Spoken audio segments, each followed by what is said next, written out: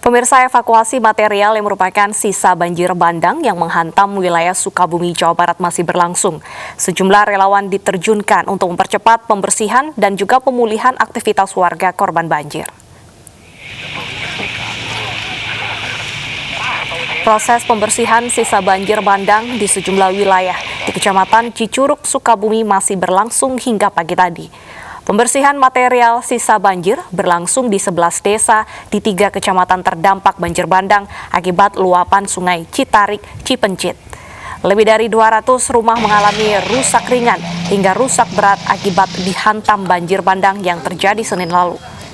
Palang Merah Indonesia menurunkan 1 unit kendaraan amfibi untuk membantu membersihkan material sisa banjir yang masih menumpuk di perkampungan warga. PMI juga mengerahkan mobil tangki air untuk membantu kebutuhan air bersih bagi korban banjir. Pemerintah setempat menetapkan tanggap darurat hingga 27 September mendatang.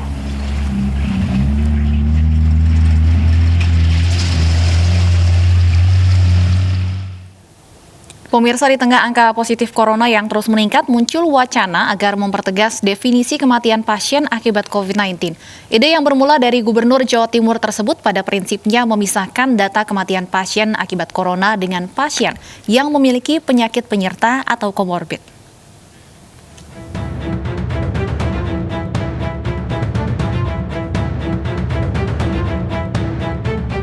Perjuangan menekan penyebaran corona di Indonesia masih terus berlanjut.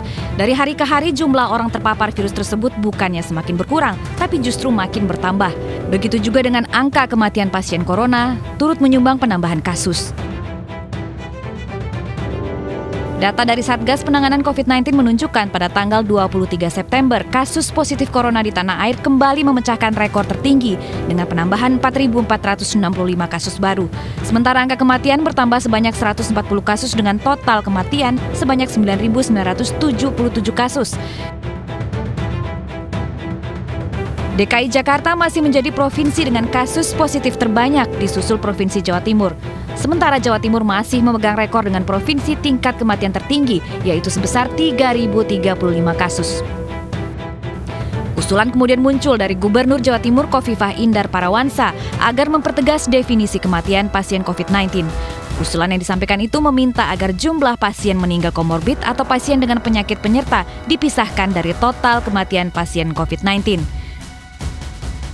Belakangan, melalui akun Twitter pribadinya, mantan Menteri Sosial itu meluruskan informasi yang berkembang. Khofifah membantah telah menyurati Kementerian Kesehatan untuk mendefinisikan kematian akibat COVID-19 ataupun data terkait. Menurutnya, Provinsi Jawa Timur justru mendorong kejujuran dan keterbukaan pencatatan. Usulan Khofifah ditanggapi Satgas Penanganan COVID-19. Wiku Adhisa Smito menegaskan hingga kini belum ada wacana untuk mengubah definisi kematian COVID-19 seperti informasi yang beredar. Perlu kami sampaikan bahwa pemerintah Indonesia menggunakan definisi kematian COVID-19 merujuk kepada acuan dari WHO. Dan itu dituangkan di dalam KMK HK 0107 Menkes 413 tahun 2020. Yang prinsipnya kematian yang dilaporkan adalah kasus konfirmasi maupun probable COVID-19, dan kasus probable itu adalah suspek dengan ISPA berat, ARDS, dengan gambaran klinis yang meyakinkan COVID-19 dan belum ada hasil pemeriksaan laboratorium RT-PCR. Pada saat ini pemerintah Indonesia belum ada wacana untuk melakukan perubahan seperti yang diusulkan oleh Gubernur Jawa Timur. Selama ini angka kematian COVID-19 dihitung berdasarkan definisi yang dikeluarkan WHO dan Kementerian Kesehatan RI. Keduanya sepakat menghitung angka kematian corona berdasarkan definisi meninggal murni karena terpapar corona dan meninggal karena komorbid atau orang dengan penyakit penyerta. Bila usulan perubahan definisi dikabulkan, maka angka kematian COVID-19 nantinya hanya akan dihitung berdasarkan meninggal murni karena corona.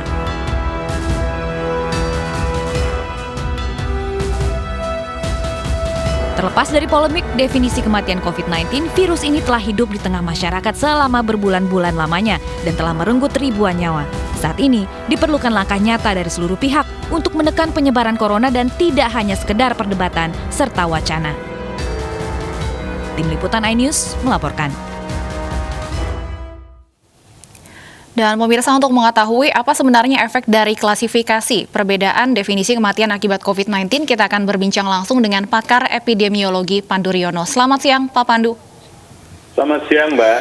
Baik, Pak Pandu, usulan pengklasifikasian laporan kasus kematian COVID-19 ini sebenarnya perlu atau tidak sih? Atau sebenarnya ini hanya upaya untuk menurunkan angka kematian? Ya, memang kan kita berusaha menekan angka kematian. Tapi kematian itu yang kita cegah, bukan angkanya yang kita cegah. Atau kita ubah definisinya supaya angkanya turun. Karena angka itu kan refleksi dari jumlah. Jadi yang kita sebut kematian itu adalah akumulasi dari berbagai kondisi.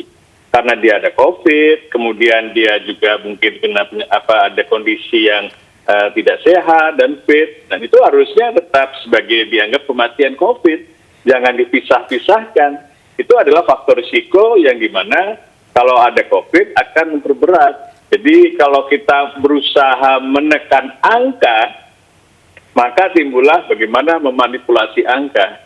Kalau kita berusaha menekan jumlah yang meninggal, maka kita akan berusaha menekan bagaimana menangani supaya jangan sampai terjadi kematian. Baik, Pak Pandu, selama ini ada kasus yang mana jika pasien sudah meninggal namun hasil swab COVID-nya belum keluar. Nah, kalau seperti itu pencatatannya bagaimana, Pak, sejauh ini? Kalau dia walaupun menurut WHO begini, Mbak. Jadi orang yang dirawat itu kan dengan dugaan COVID dan kemudian dilakukan tes. Ada yang sudah keluar hasilnya kemudian baru meninggal. Ada yang meninggal lebih cepat sebelum keluar hasilnya. Karena kan testing kita kan masih sangat terbatas kemampuannya. Di wilayah-wilayah yang testingnya bisa terlambat seminggu, padahal mereka sudah masuk ICU, bisa saja sudah dimakamkan dengan protokol COVID, ya itu sudah harus dianggap kematian karena COVID, karena seringkali yang sudah meninggal pun akhirnya tidak dilanjutkan testingnya. Jadi kita tidak tahu sampai dia meninggal apakah benar-benar terkonfirmasi COVID atau tidak. Tapi kan dia dirawat dengan protokol COVID, bahwa dia dugaannya jelas bahwa dia adalah terinfeksi COVID. Baik, yang seperti itu artinya akan tercatat dalam kasus kematian positif COVID atau tidak ya Pak Pandu? Harusnya masuk dalam kematian COVID. Nah, ini ada usaha untuk yang konfirmasi saja, sehingga angkanya jauh lebih rendah.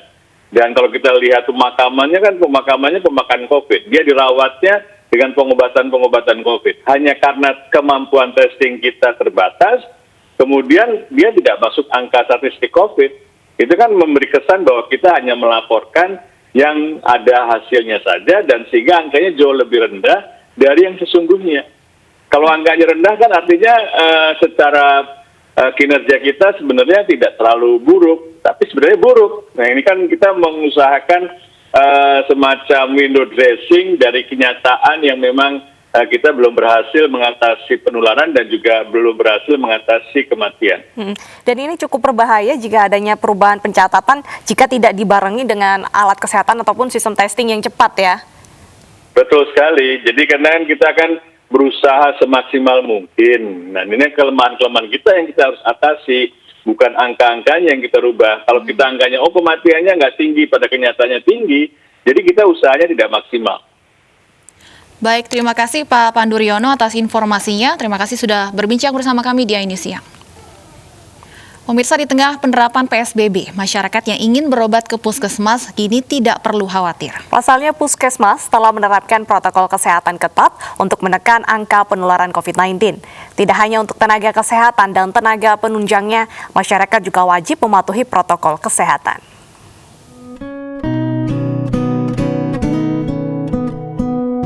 Tenaga kesehatan di puskesmas terus berada di garis depan dalam upaya membantu memutus mata rantai penularan COVID-19. Sejumlah upaya dilakukan, termasuk menerapkan protokol kesehatan ketat bagi pengunjung dan tenaga kesehatan serta tenaga penunjang di puskesmas.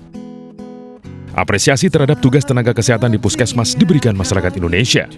Melalui MNC Peduli, makanan dan minuman ringan dibagikan sebagai penambah semangat tenaga kesehatan di puskesmas Pancoran dan Pasar Minggu, Jakarta. Sangat mengikuti protokol gitu ya, masuk di sini diperiksa suhu, terus cuci tangan, memakai masker gitu, dan saya lihat masyarakat semakin peduli sih. MNC Peduli sangat mengapresiasi tim medis Indonesia sebagai pahlawan garda terdepan dalam merawat pasien yang terdampak COVID-19. Kita mengirimkan makanan kepada tim medis dan supporting tim lainnya, dan ini merupakan bentuk kontribusi MNC Peduli dalam menyemangati tim medis untuk terus berjuang melaksanakan tugasnya. Mereka tidak sendiri, tapi kita ada dan semua mendukung mereka. Tanpa pamrih dan tanpa kenal lelah, tenaga kesehatan terus berjuang membantu penanganan COVID-19. Untuk itu, mari bersama MNC Peduli, kita terus mendukung dan memberi semangat terhadap tugas mereka dengan harapan pandemi COVID-19 segera berlalu. Tim Liputan iNews melaporkan. Para pengguna sepeda bersiaplah dengan aturan baru keselamatan bersepeda. Selengkapnya akan kami ulas usai jeda berikut.